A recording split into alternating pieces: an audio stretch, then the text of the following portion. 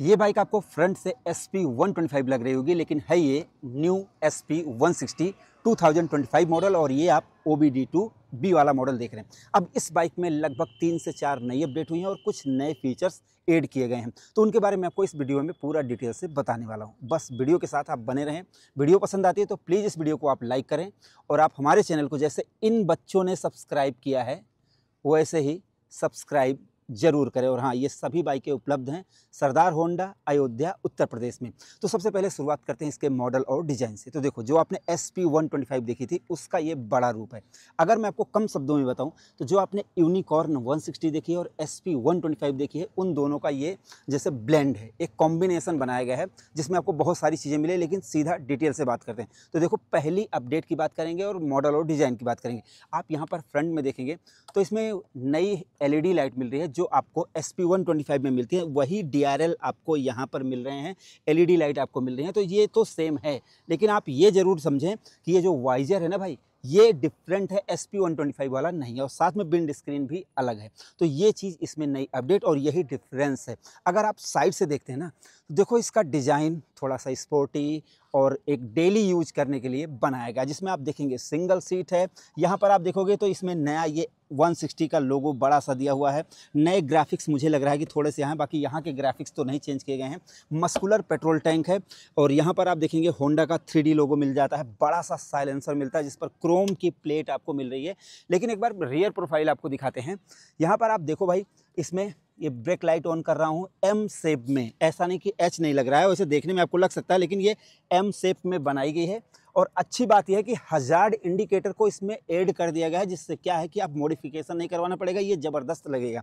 अब एक बार left profile देखते हैं, क्योंकि देखो डिज़ाइन में कोई बहुत ज़्यादा बदलाव नहीं हुआ है, तो इसलिए हम जैसे मॉडल और डिज़ाइन पर ज़्यादा टाइम नहीं लगाएंगे, ठीक है। तो इसलिए इन चीज़ों को देखना आपके लिए बहुत ज़रूरी है, क्योंकि अगर आप 2025 में एक नई बाइक SP 125 लेने वाले हैं तो ये आपको पता लगेगा। और हाँ, एक चीज़ आपको ध्यान ये देना है, SP 125 में ये जो फ्रंट सस्पेंशन है वो एक्सपोज है, लेकिन यहाँ पर इसमें ये कवर दी गई है।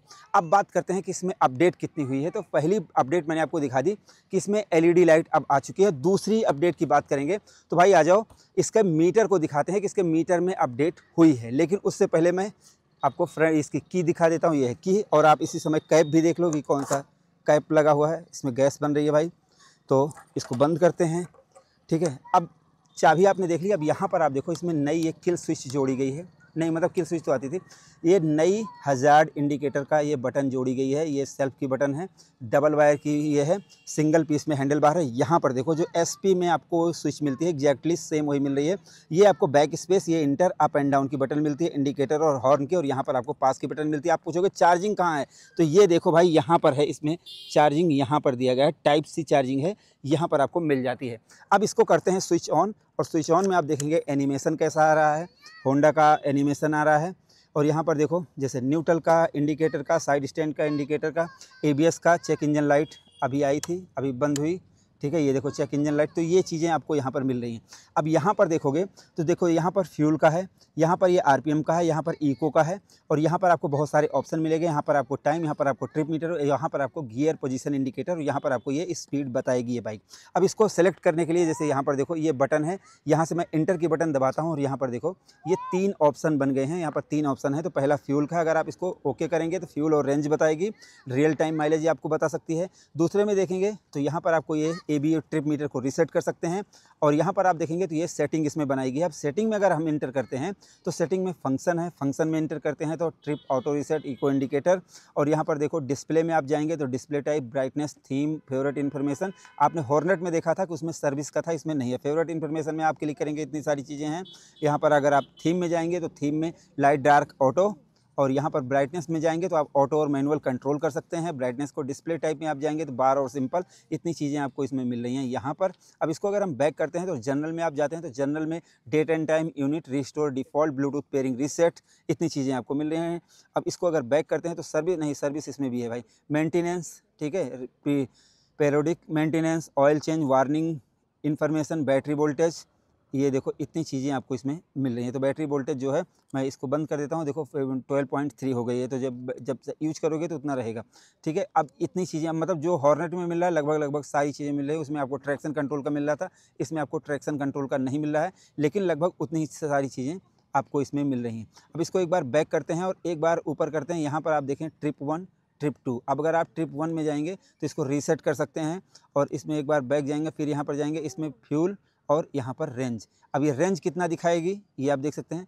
फ्यूल मीटर यहाँ पर रहेगा, रेंज अगर आप लगा लेंगे तो यहाँ पर आपको रेंज बताती रहेगी कि कितना ये जाएगी। फ्यूल जब फिल कर लेंगे तो कितना ये जाएगी, सारी चीज़ें आपको इसमें क्लियर पता चल जाएगा। तो ये इसके मीटर में फीचर्स आ चुका है भाई। थोड़ा दूर हो जाओ बच्चों। अब यहाँ पर अगर हम टायर को देखते हैं तो भाई टायर दिखाना, यहाँ पर देखो 130/70/17 का भाई ट्यूबलेस टायर है, 220 mm की डिस्क ब्रेक है, सिंगल चैनल ABS है, बड़ा सा साइलेंसर है जो आपको उसमें हाँ मोनो सस्पेंसन है जिसको आप एडजस्ट कर सकते हैं। देखो मोनो सस्पेंसन इसमें दिया हुआ है भाई। और यहाँ पर फ्रंट में अगर आप देखते हैं देखो 80/100/17 का ट्यूबलेस टायर। अगर इसको 100 या 110 कर देते तो मज़ा आता। 276 mm की डिस्क ब्रेक है, सिंगल चैनल ABS है, यहाँ पर लिखा हुआ है 31 mm का टेलीस्कोपिक सस्पेंसन है। अब 160 है तो उम्मीद ये करेंगे 2025 में कि ये थोड़ा सा जैसे 37 mm का आ जाता तो और मज़ा आता। अगर हम इंजन की बात करें भाई तो देखो किक नहीं आती है इसमें, पहले से ही नहीं आ रही है। देखो ये इसमें किक के लिए यहाँ पर बना हुआ है, ये अगर कोई चाहे तो क्लच कवर चेंज करवा के इसमें किक लग सकती है, कोई बहुत बड़ी बात इसमें नहीं है। 162.71 सीसी का इंजन है, 13.2 HP की पावर है, 7500 RPM पर, 14.5 न्यूटन मीटर की टॉर्क है, 5500 RPM पर। अब OBD2B में थोड़ा सा कम हुई होगी, ठीक है। 5 गियर हैं इसमें।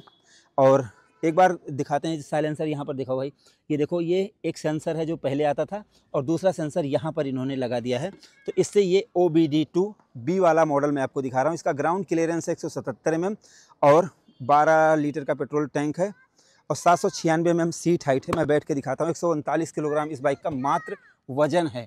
तो अब यहाँ पर आप देखेंगे तो 795 mm अभी मैंने बताया था ना 795 बताया था, 795 mm सीट हाइट है। तो देखो मेरे पैर एकदम पहुंच रहे हैं, एकदम एड़िया भी पहुंच रहे हैं, कोई दिक्कत नहीं। 5.5 भी होंगे तो भी आप आराम से चला सकते हैं, 6 हैं तो भी आप चला सकते हैं।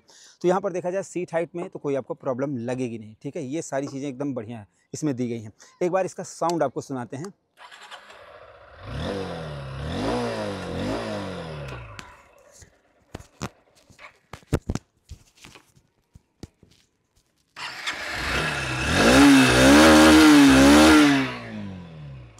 इसका साउंड भी अच्छा है। एक बार स्टार्ट करके दिखा देखते हैं कि कितना स्मूथली स्टार्ट होती है।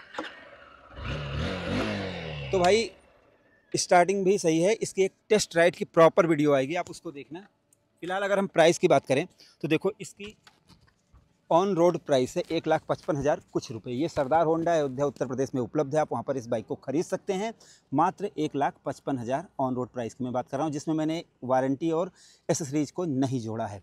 तो इतने में ये बाइक आपको मिल सकती है। अब इस प्राइस रेंज में बहुत सारी बाइकें हैं जो आपको और ज़्यादा पावर और ज़्यादा फीचर्स दे सकते हैं, बट ये जो ब्लेंड है माइलेज वाइलेज का तो वो सारी चीज़ें मिलती है। अगर हम इसके माइलेज की बात करें कि कितना देगी ये, तो भाई 40 के आसपास। अब 40 से 50 के बीच में भी हो सकता है, 40 से कम हो सकता है, जैसा आप यूज़ करेंगे। अगर आप हार्डकोर यूज़र हैं तो थोड़ा बहुत कम भी हो सकता है।